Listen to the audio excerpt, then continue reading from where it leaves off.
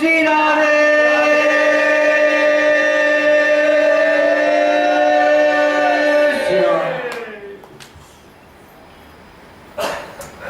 आगे श्री सुखदेव जी महाराज वर्णन कर रहे हैं, परीक्षित ऐसे सबका मन मोहते हुए, सबका दिल छीनते हुए, सबका मन छीनते हुए, मंद मंद मुस्कुराते हुए अपने तिरछी चितवन से, क्यों? जिसने देखा कृष्ण कन्हैया की छवि को मोहित होकर के रह गया। और कृष्ण कन्हैया तो जानते ही हैं, एक टक कोई खड़े होकर के वहां से देख रहा है, जिसका मन लगा भगवान के चरणों में, उसी की तरफ दृष्टि घुमाई तिरछी चितवन से, एक बार निहारा और फिर आगे बढ़ गए। बस इतने में तो सब कुछ निछावर कर बैठे, सब भुला बैठे। ऐसे सबको आनंदित करते हुए कृष्ण कन्हैया, बलदाऊ भैया और अपने ग्वाल सखाओं के साथ में आगे बढ़े। यहाँ कंस ने बड़ी भारी तैयारी कर रखी थी, धनुष यज्ञ का आयोजन होना था। तो जहां धनुष रखा हुआ है वहां बड़े बड़े पहरेदार लगा रखे थे, बड़े बड़े दैत्यों को पहरे पर खड़ा कर रखा था, अस्त्र शस्त्र से सुसज्जित होकर के। क्यों? सबको आदेश दिया था, जानते, आदेश दिया था कंस ने कि धनुषशाला में वो दुष्ट कृष्ण और बलराम जैसे ही प्रवेश करना चाहे यही वध कर देना, प्रवेश करना ही मत देना। तो जब धनुष यज्ञ का आयोजन करने की बात मन में आई तो परशुराम जी की बात भी मन में आ गई, याद आ गई परशुराम जी की बात। इसलिए पहरे पे लगा रखा था बड़े बड़े वीरों को। भगवान उधर पहुंचे, धनुषशाला के बाहर जैसे ही पहुंचे द्वार पर, पहरेदारों ने रोकना चाहा, भगवान ने एक थप्पड़ लगाया, बलदाऊ भैया ने दूसरे का वध कर दिया, भगवान ने एक का वध कर दिया और अंदर प्रवेश किए।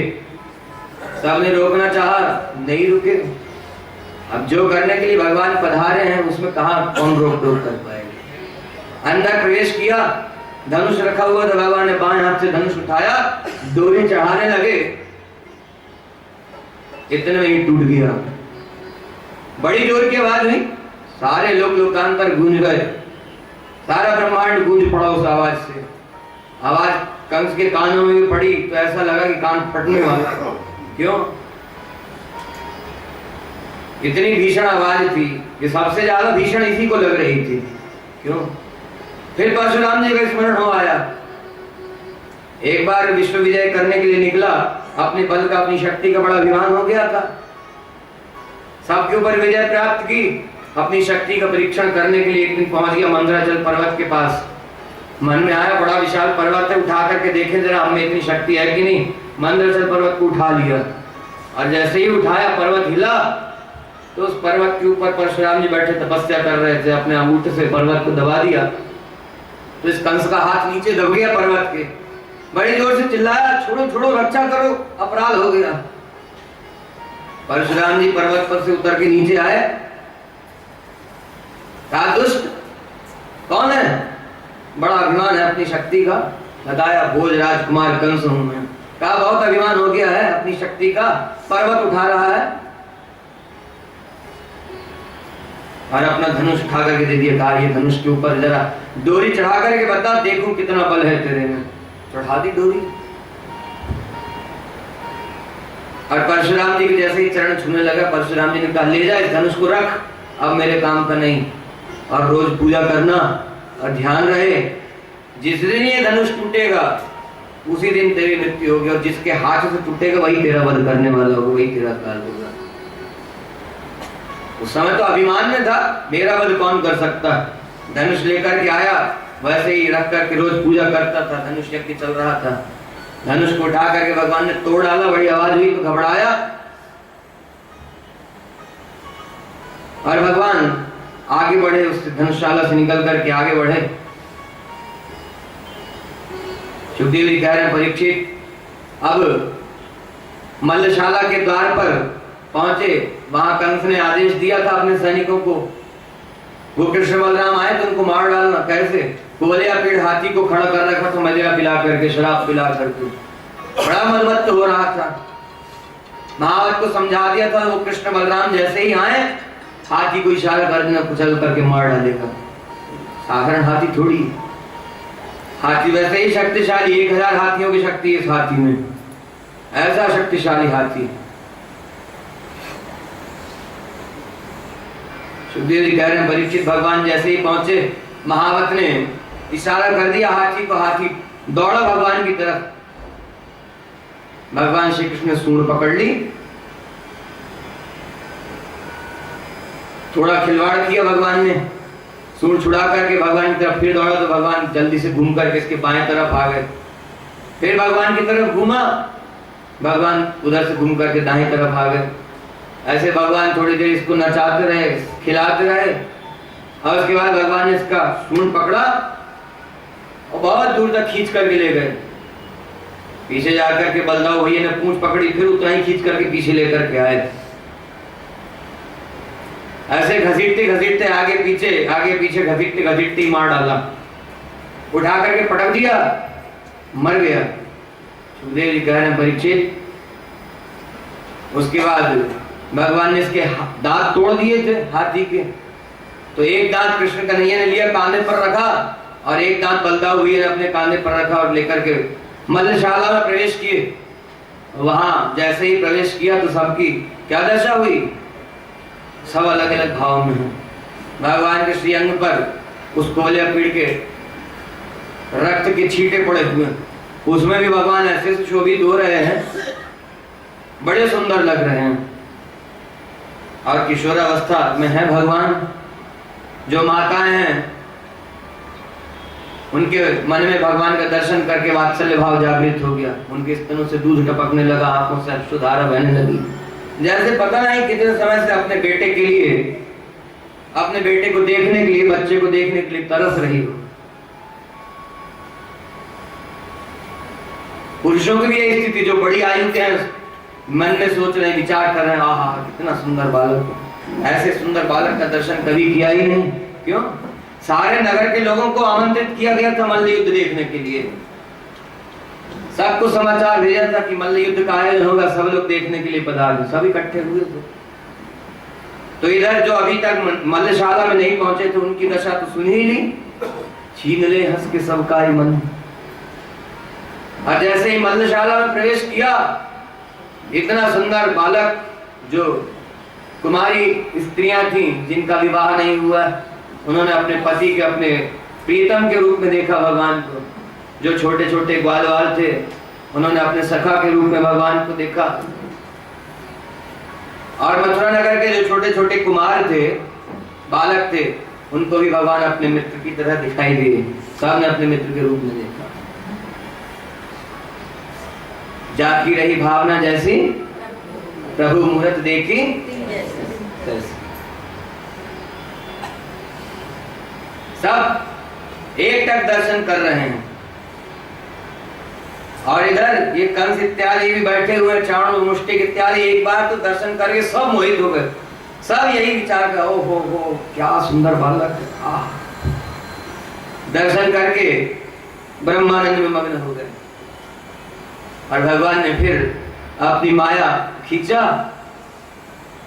भगवान खड़े थे, सबकी तरफ निहार रहे थे। इतने में चाणूर मुष्टिक पुकारने लगे। चाणूर ने कहा भगवान श्री कृष्ण से, हरे कृष्ण, बड़ा अच्छा किया पधारे, हमारे महाराज की इच्छा है तुम लोग युद्ध करो, मल्ल युद्ध का प्रदर्शन करो, कुश्ती लड़ करके महाराज को प्रसन्नता प्रदान करो। और हम सब प्रजा हैं, महाराज राजा हैं, तो प्रजा का कर्तव्य है महाराज का एंटरटेनमेंट करना चाहिए, महाराज का मनोरंजन करना चाहिए, प्रजा का कर्तव्य है। भगवान ने कहा, अरे भैया कहाँ आप लोग उपहास करते हैं, अरे आप लोग इतने बड़े बड़े वीर, आपको देख करके ही भय मालूम होता, और हम कहाँ ऐसे छोटे छोटे से बालक, अरे क्या बात कही, ऐसे कहीं युद्ध कर सकते, हम कहाँ आपके आगे टिक पाएंगे। कहा नहीं। फिर मुष्टि बोला, अरे ये सब व्यर्थ की बातें छोड़ो, हाँ ये सब व्यर्थ की बातें करना, छलना कपट करना, ये तुम्हारी शुरू की आदत है, हर किसी के साथ ऐसे ही छल छल में कपट किया करते। हाँ, ये सब बातें छोड़ो, अपनी वीरता का प्रदर्शन करो। छोटे लाला ने बलदाऊ भैया की तरफ देखा, बलदाऊ भैया मुस्कुराए, और लाला तो चाहते ही थे युद्ध करना। बलदाऊ भैया ने भी गर्दन धीरे से हिला ली। चाहिए भगवान ने अपना दुपट्टा लिया, कस करके कमर में बांधा। बलदाऊ भैया ने भी अपना दुपट्टा निकाल करके कस करके बांध लिया और छलांग मार करके कूद पड़े अखाड़े में, और पैतरे बदल रहे हैं, सब देख रहे हैं। अब कंस के लिए बड़ी बुरी बुरी बातें सबके मन में आने लगी। कहा देखो कैसा दुष्ट है, ऐसे सुकुमार छोटे छोटे बालक इनसे इतने बड़े बड़े दुष्ट राक्षसों को लड़वा रहा है, युद्ध करवा रहा है। इसकी मति भ्रष्ट हो गई है, जरा सी दया नहीं है चित्त में। यही सब विचार कर रहे हैं, और भगवान खिलवाड़ कर रहे हैं इनके साथ। पैतरे बदल बदल के कभी इधर आ जाते हैं, कभी उधर आ जाते हैं।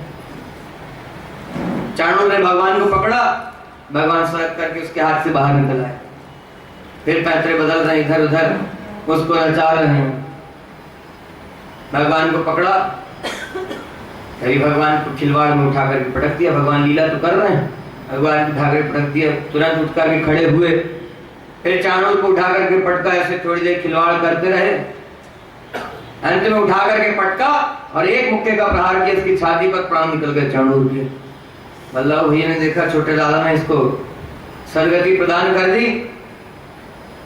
उन्होंने भी उठा करके मुष्टिक को पटका और प्राण ले लिए।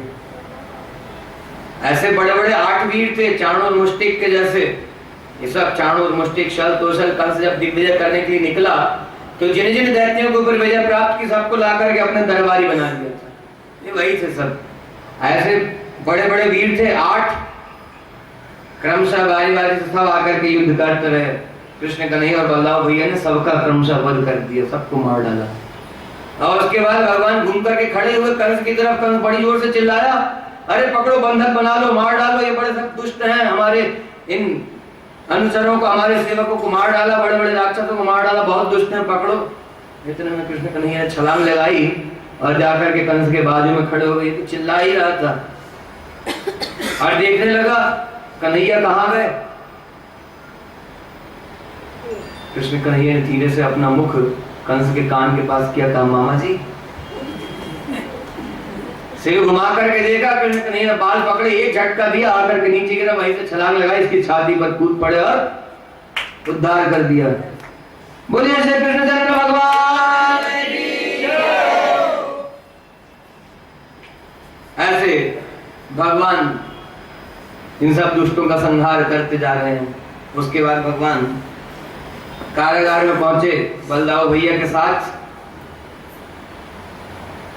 सबसे पहले महाराज उग्रसेन को मुक्त कराया, फिर वसुदेव जी देवकी जी के पास पहुंचे, उनसे क्षमा याचना करने लगे। कहा क्षमा कर दीजिए, बहुत पहले आकर के आपका बंधन छुड़ाना चाहिए था, आपको मुक्त कराना चाहिए था। देवकी जी ने तो पकड़ करके हृदय से लगा लिया। क्यों?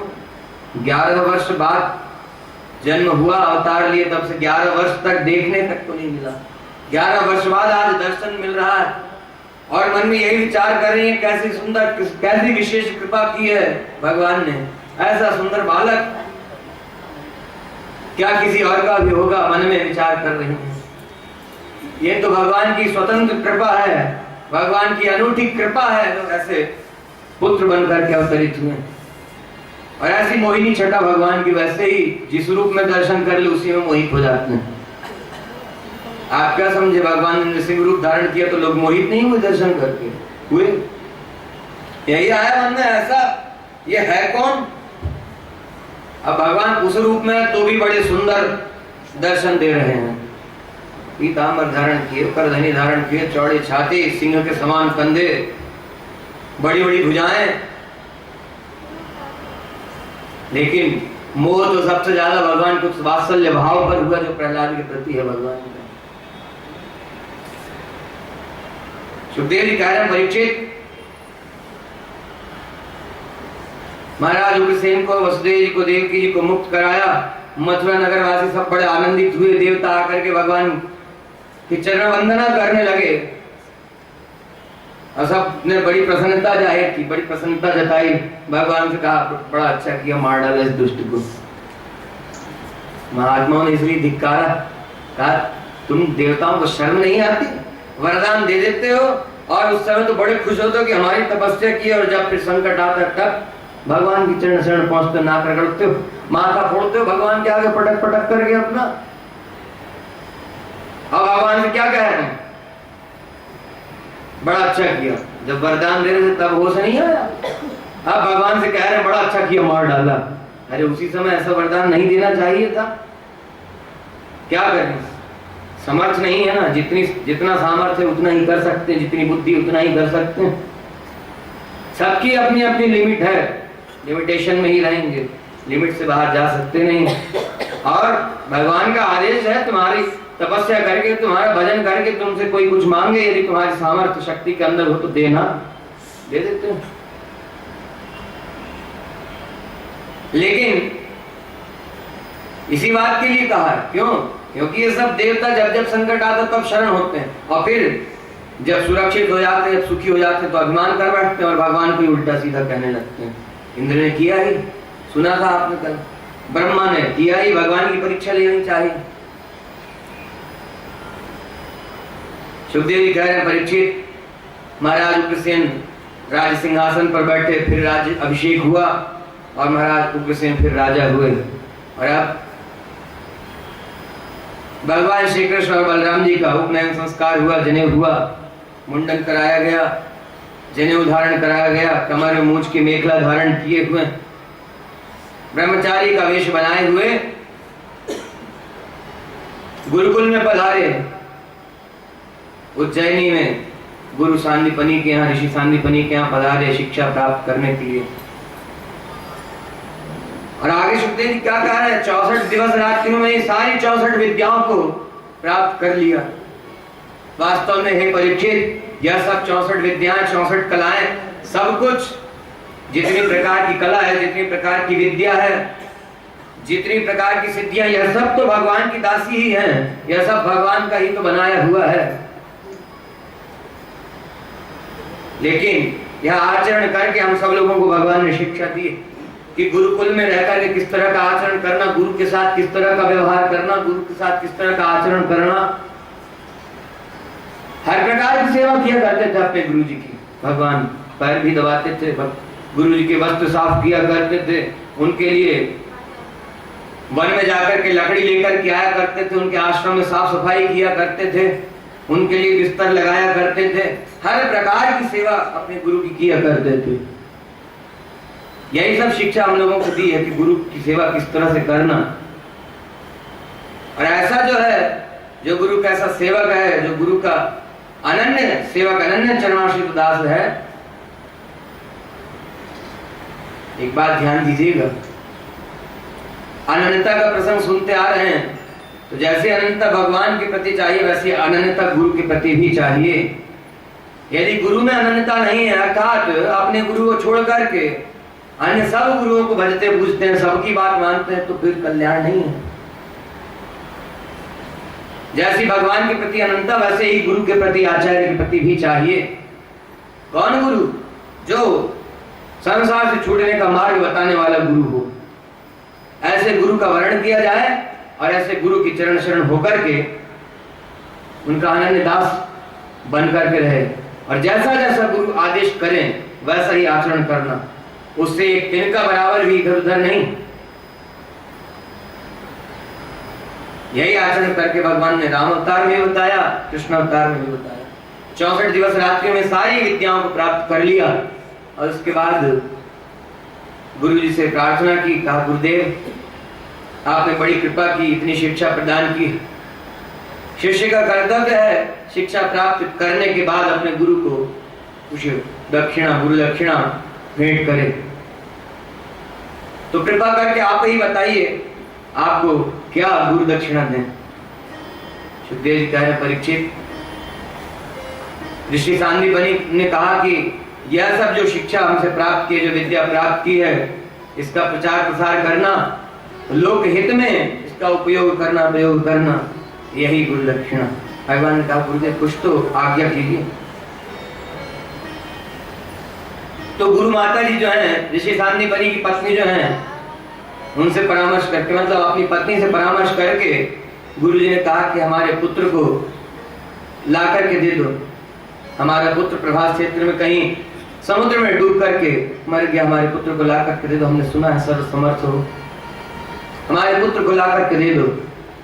सुखदेव जी कह रहे हैं, परीक्षित, भगवान श्री कृष्ण बलदाऊ भैया के साथ में आश्रम से बाहर निकले, भगवान का रथ प्रकट हुआ, रथ पर सवार होकर के पहुंच गए प्रभास क्षेत्र में एक क्षण में।